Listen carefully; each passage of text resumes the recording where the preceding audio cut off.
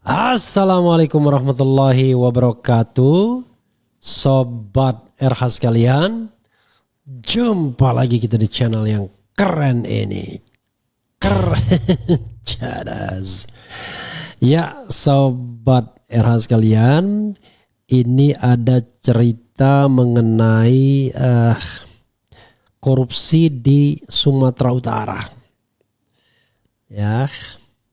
Dan yang tertangkap ini menurut Harian Waspada adalah kadis kesayangannya Bobi Nasution. Nilai proyeknya sampai 231 miliar. Entah berapa yang dientit gitu ya. Dan biasalah, selalu biasanya proyek-proyek PU atau pekerjaan umum, sekarang PUPR, selalu menjadi incaran karena dananya besar untuk pembangunan infrastruktur jalan dan lain sebagainya. Dan ini sudah jamak.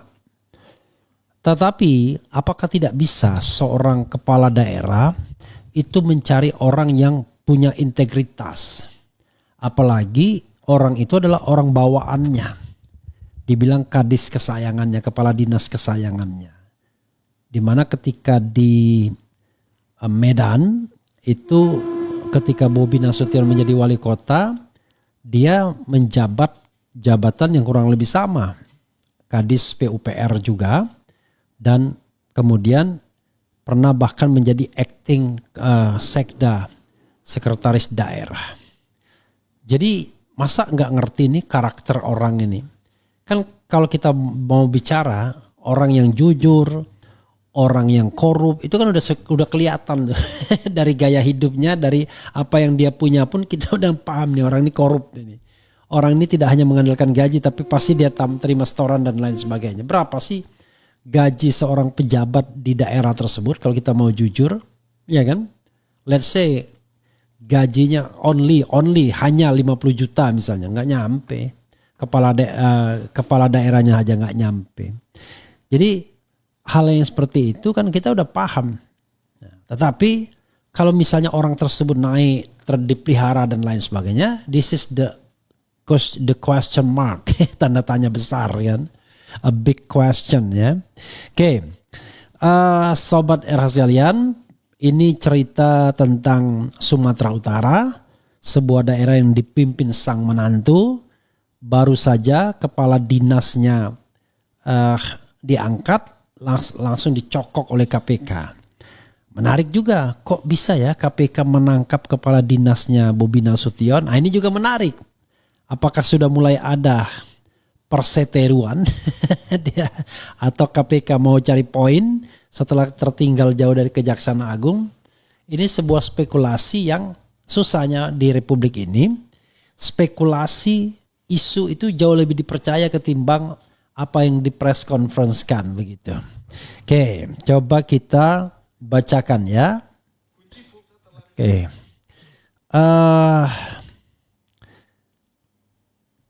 Ini ya. Rupanya ada satu berita yang enggak nih.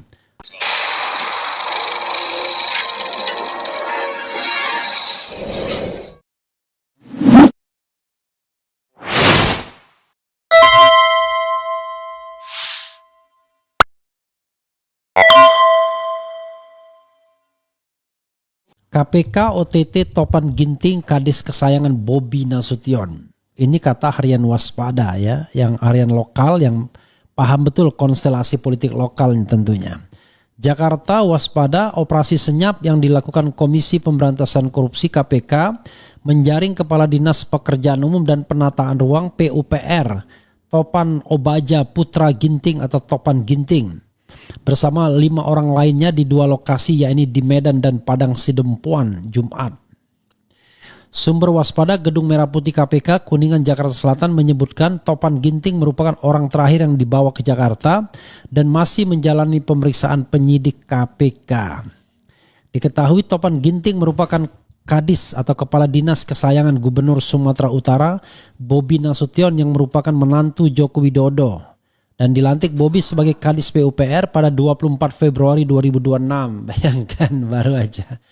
Ya, baru Februari 2026. Tapi Bobi sendiri juga baru disumpah Sebelumnya semasa Bobi Nasution menjabat wali kota Medan, Topan Ginting dipercaya Bobi menjabat kepala dinas PU atau dinas sumber daya air, bina marga dan bina konstruksi kota Medan, serta pernah duduk sebagai pelaksana tugas PLT Sekda kota Medan.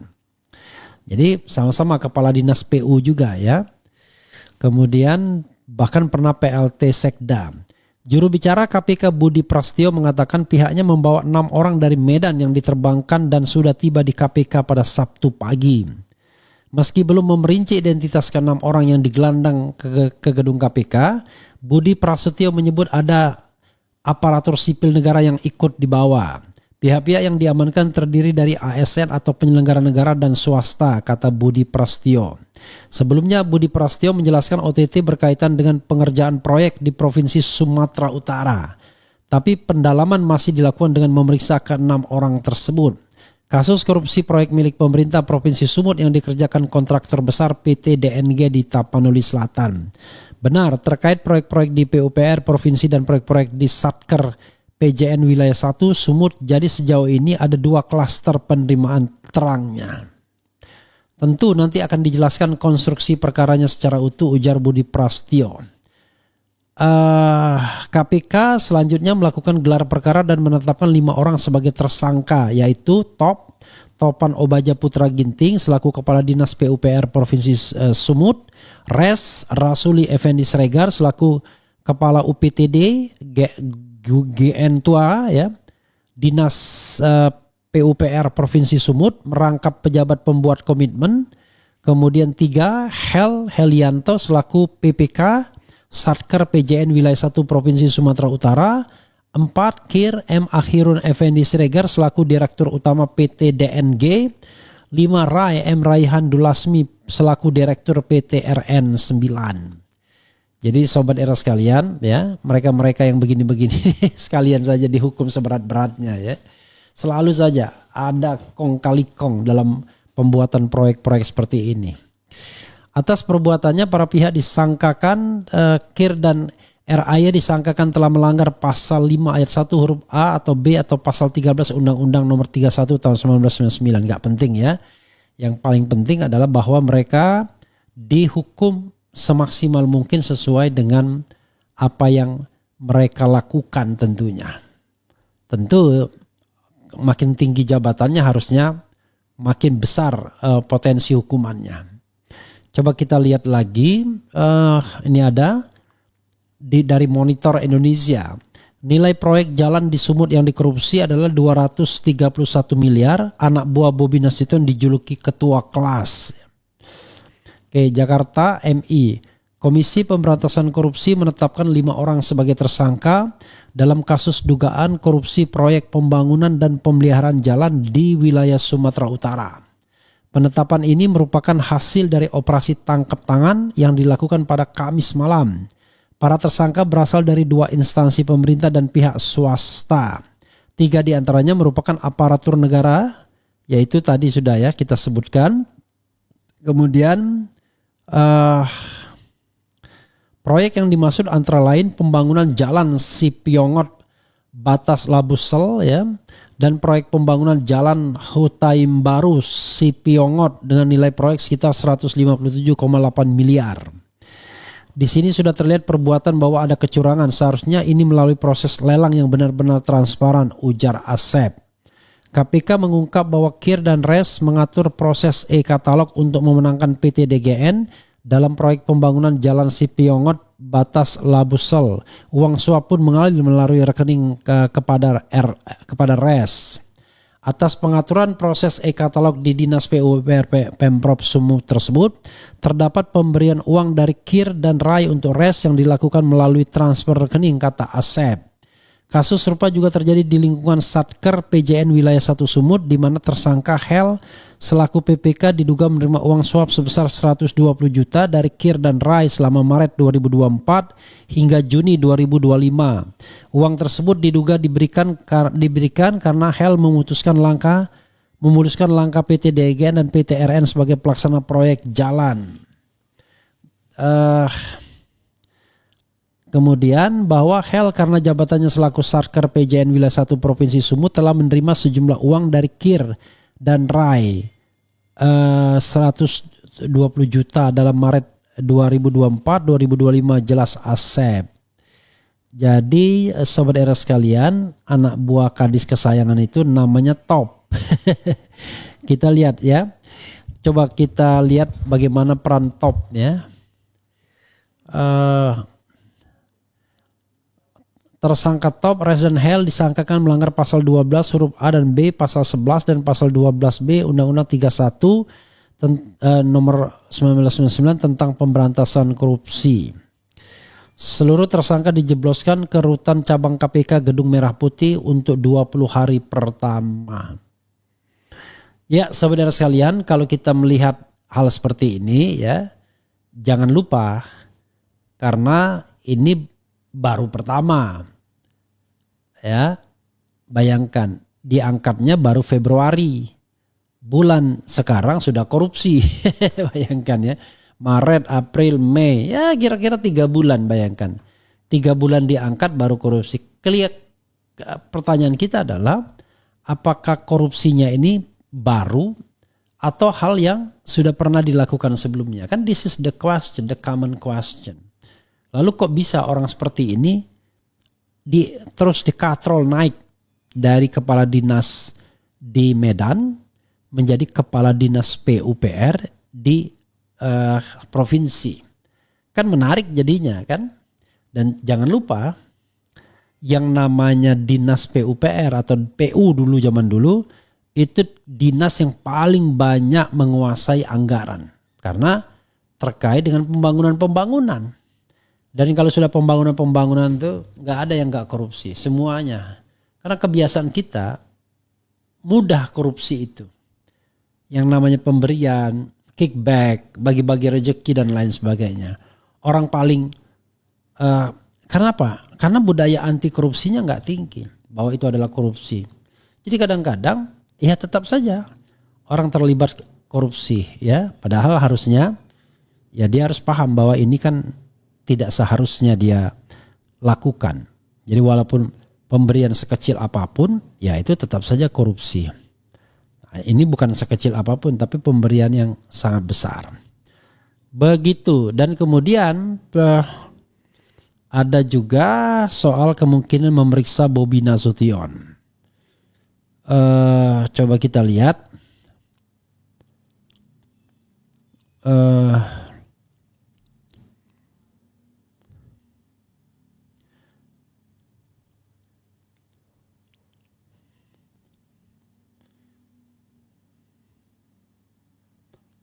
Kemudian coba kita lihat ya.